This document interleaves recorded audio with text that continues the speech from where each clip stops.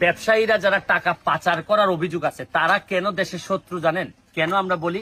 এই কারণ যে এরা না জন্মস্থান, না এদের টাকা ইনকামের জায়গা, কোথাও এরা পাবলিকের ইন্টারেস্টে এরা কিছু করে না, নিজেরা শুধু হাজার হাজার কোটি টাকা বানানোর ধান্দায় থাকে এবং এই টাকা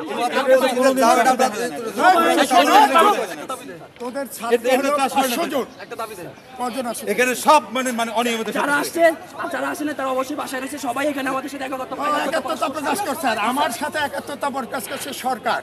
বলে যারা ইত্যাদি করবে খুলি উড়াই দিবে, যেটা নিয়ম বহির্ভূত হতে পারবে না, খুলি উড়াই দিবে, নিয়ম বহির্ভূত কিছুই হবে না। আসসালামু আলাইকুম দর্শক, দেশ ও দেশের বাইরে থেকে যারা এই মুহূর্তে আমার ভিডিও ওপেন করেছেন সবাইকে অসংখ্য অসংখ্য ধন্যবাদ। দর্শক, প্রথমেই আপনারা শিরোনাম দেখেছেন। এই শিরোনামে আপনারা ব্যারিস্টার সুমন দুর্নীতির বিরুদ্ধে কথা বলেছেন কিভাবে এবং দুর্নীতিবাজরা কিভাবে টাকা পাচার করেন দেশের বাইরে সেই নিয়ে কথা বলেছে। এদিকে আরেক মকবুল এমপি আপনারা অনেকেই চিনেন, উনি মেডিকেল কলেজ হাসপাতালের ছাত্রদেরকে কিভাবে হুমকি দিয়েছেন, খুলে দিবেন উনি সরকারের লোক। আসলে একজন বর্তমানে এমপি সাহেব যদি ছাত্র সমাজের উপরে এই ধরনের কথা হুঙ্কার মারেন তাহলে ভবিষ্যৎ প্রজন্ম আমাদের কি হতে পারে। আমি যতটুকু জেনেছি ব্যারিস্টার সুমন একজন এমপি, উনিও একজন এমপি, কিন্তু ব্যারিস্টার সুমন কখনো কোনো মানুষকে কখনো অন্যায়ভাবে উনি বলেন না তাদের মাথার খুলে নিতে। কিন্তু এ কেমন এমপি যে ছাত্র যারা বর্তমান মেডিকেলের ছাত্র যারা আছেন এরা দেশের ভবিষ্যৎ, এরা একসময় দেশকে অনেক দূরে এগিয়ে নিয়ে যাবে, তারা একটা আন্দোলন করতেই পারে তাদের কোনো ইচ্ছা পূরণের জন্য, সেই জন্যই তাদেরকে বলা হচ্ছে তাদের খুল্লি উড়িয়ে দেওয়া হবে। এটা কতটুকু যুক্তিগতা আছে এর মাঝখানে আপনারা অবশ্যই কমেন্টের মাধ্যমে জানাবেন। তবে চলুন সেই মকবুল এমপির কিছু দৃশ্য ছাত্রদের সঙ্গে আপনাদেরকে দেখানো, তারপরে কিছু কথা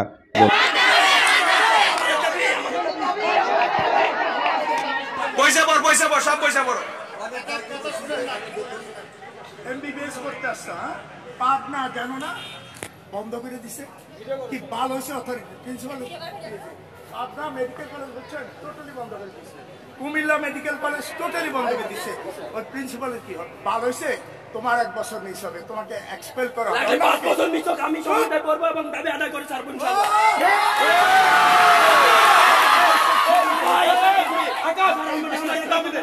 সবাই কথা পুরো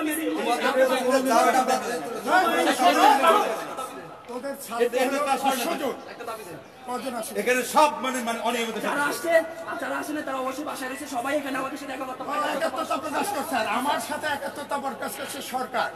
বলে যারা ইত্যাদি করবে খুলি উড়াই দিবে, যেটা নিয়ম বহির্ভূত হতে পারবে না, খুলি উড়াই দিবে, নিয়ম বহির্ভূত কিছুই হবে না।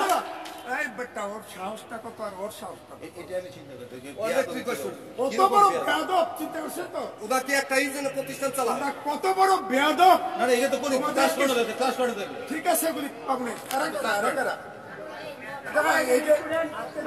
এই কাশ্মীর যাও কেউ উঠবেন না, কেউ প্লিজ। আরে বেটা তুই তোর কথা চিন্তা কর, স্যার মেরে ফেলবেন, মরে যাবো, এটা নিয়ে আমাদের সবাই জেল হলে কি হবে? জেল হলে জেল খাটলো, সবার জন্য জেল খাটলো, আমি স্টুডেন্টের জন্য জেল খাটলো, আমি একা জেল খাটলো। স্যার আমাদের দেখেন স্যার, কেউ উঠবে না, স্যার আমাদের দেখেন স্যার। কাশ্মীরের স্টুডেন্ট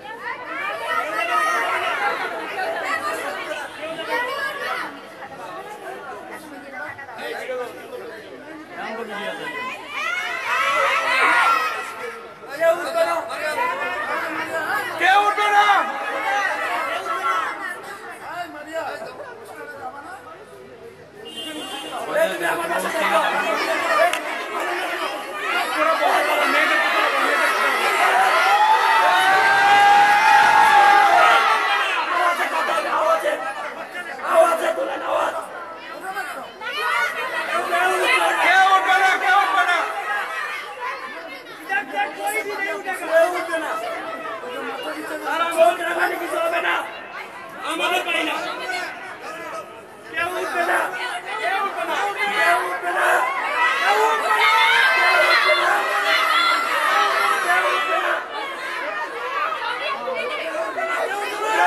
কেউ উঠবে না,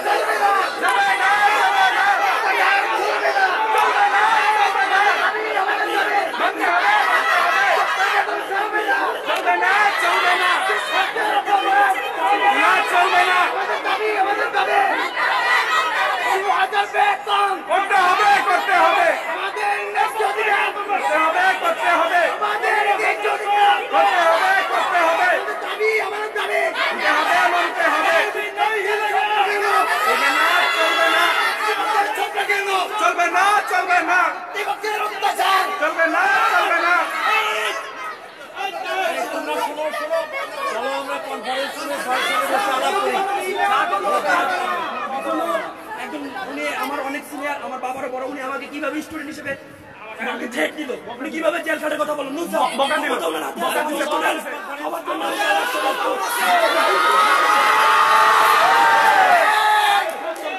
স্যারের সঙ্গে আমরা কনফারেন্সে চলো আলাপ করি।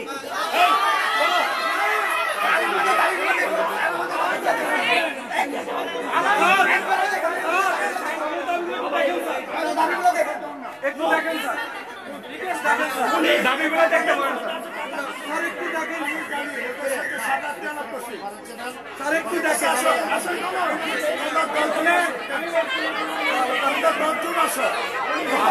না না না না না না, কোনো দর্শন যাবে না, কোনো দর্শন যাবে না। এই স্যার সঙ্গে আলাপ করো, চলো। পাগল হয়ে গেছো? পাগল কি দেখছো? এই সিটটাছে শোনো, তোমাদের যা বক্তব্য আছে 10 জন আসো, আমরা শুধু নিয়মতান্ত্রিক সবাই এখানে কথা বলছে আর আমরা শুনি। উনি এখানে কথা বলছে, এই মানে না তো মানে না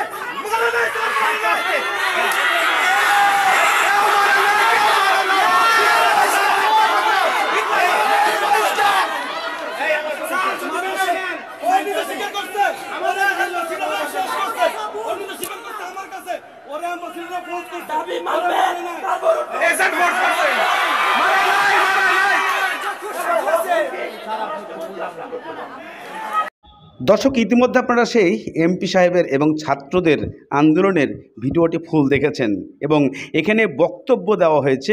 এখানে সবাই আছে, এমপি আছে, প্রিন্সিপাল সাহেব আছেন এবং পুলিশ বাহিনীরা আছেন।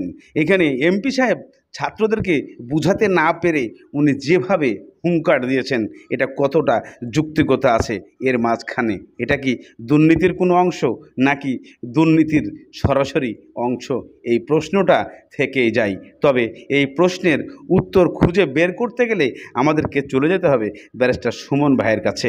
তাহলেই আমরা এর বাকি অংশগুলা বুঝতে পারবো যে একজন মানুষ কখন বেপরোয়া হয়ে ওঠে, একজন মানুষ কখন ছাত্র সমাজের উপরে নির্যাতন করতে চায়, একটা মানুষ কখন অসহায় সহজ সরল মানুষকে চেপে ধরতে চায় শুধুমাত্র অর্থের যোগানের কারণে। কারণ ক্ষমতার অপব্যবহার, ক্ষমতা থাকলেই অপব্যবহার করা যায় না, আর এটা জনগণের কাজ বলে না। কেননা ব্যারিস্টার সুমন নিজেকে, উনিও এমপি এবং একজন লয়ার, কিন্তু উনি কখনো আইন হাতে তুলে নেন না। উনি একটাই প্রশ্ন, দুর্নীতির বিরুদ্ধে দাঁড়িয়েছেন, সেই জন্যই তার পিছনে শত্রু দাঁড়িয়েছে। তবে এরা কোন এমপি যে ছাত্র সমাজের উপরে এইভাবে হুঙ্কার দিয়ে উঠছে, এটা দেশের জন্য কতটা ক্ষতিকর তা আপনারা ব্যারিস্টার সুমনের কিছু লাইভ ভিডিও শুনুন, তাহলে বুঝতে পারবেন দুর্নীতিবাজ কি করে তারা। চকরিয়া উপজেলার দুজন চেয়ারম্যান আমার সাথে, যে কারণে এই ভিডিওটা আপনাদের সামনে করা। এটা হচ্ছে গিয়ে, আপনারা জানেন যে গত সপ্তাহে আমি মহামান্য সুপ্রিম কোর্টের হাইকোর্ট বিভাগের নজরে নিয়ে আসছিলাম একটা ডেইলি স্টারের একটা রিপোর্ট। এই রিপোর্টে বলা আছে যে এস আলম গ্রুপ, বিশেষ করে এস আলমের যিনি সাইফুল আলম, তিনি $1 বিলিয়ন মানে হচ্ছে কি 11,000 কোটি টাকা উনি বিদেশে পাচারের অভিযোগ বা করেছেন বলে পত্রিকায় বলা হয়েছে। আমি হাইকোর্টের নজরে আনলাম। নজরে আনার পর কি হলো, আদালত এটা ইনকোয়ারি করতে দিলেন। যে কোথায় ইনকোয়ারি করতে দিলেন? দুদককে ইনকোয়ারি করতে দিলেন, এই বাংলাদেশ ফাইন্যান্সিয়াল ইউনিটকে দিলেন, সিআইডি কে দিলেন ইনকোয়ারি করতে। তো আমি ভাবলাম যে পত্রিকার রিপোর্ট তো বলছে যে উনি এত টাকা বিদেশে পাচার করছেন, আচ্ছা একটু এলাকাতে যাই। এবার আজকে তো ত্রাণ দিতে আসছিলাম, আইসা মনে হলো যে এলাকাতে এই এস আলম গ্রুপ এবং এই চকরিয়া এবং পেকুয়া, এই দুইটা উপজেলায় ওনার বড় বড় বিজনেস আছে। এখানে এইরকম দুর্যোগময় মুহূর্তে উনি কি করতেছেন একটু জানার চেষ্টা করি। এখানে দুইজন চেয়ারম্যান, একজন তুল হাজরা আর আপনার সুজাতপুর মানিকদিক না মানিকপুর, এই দুই ইউনিয়নের চেয়ারম্যানের প্রায় পাইলাম ত্রাণ দিতে গিয়া। আমি আপনার একটু জিজ্ঞেস করি, আপনার এই অবস্থায় এখানে যে আপনি তো খবরটা পাইছেন যে এস আলম গ্রুপ $1 বিলিয়ন, আমি জানি না পাইছেন কিনা, প্রায় 11,000 কোটি টাকা ও এটা ইনকোয়ারি হইতেছে। আচ্ছা এইগুলা না হয় বাদই দিলেন, কিন্তু স্থানীয় ভাবে এত বড় বন্যায় আপনাদেরকে কি উনারা কি ধরনের সহযোগিতা করছেন আপনার মনে হয়? আমি তো ছোটবেলা থেকে এখানে বড় হয়েছি, কিন্তু আমরা এসালম নাম শুনতেছি অনেক আগে থেকে। জি, আমরা যখন চট্টগ্রামে যাই, ঢাকা যাই, কক্সবাজার যাই, ছোটবেলা থেকে এসালম গাড়ি নিয়ে যেতাম। জি জি। সেই এসালম আজকে 1,000 কোটি টাকার মালিক শুনতেছি। কোটির সব ছেলেমেয়েদেরকে চাকরিও দিচ্ছে, এটাও শুনতেছি।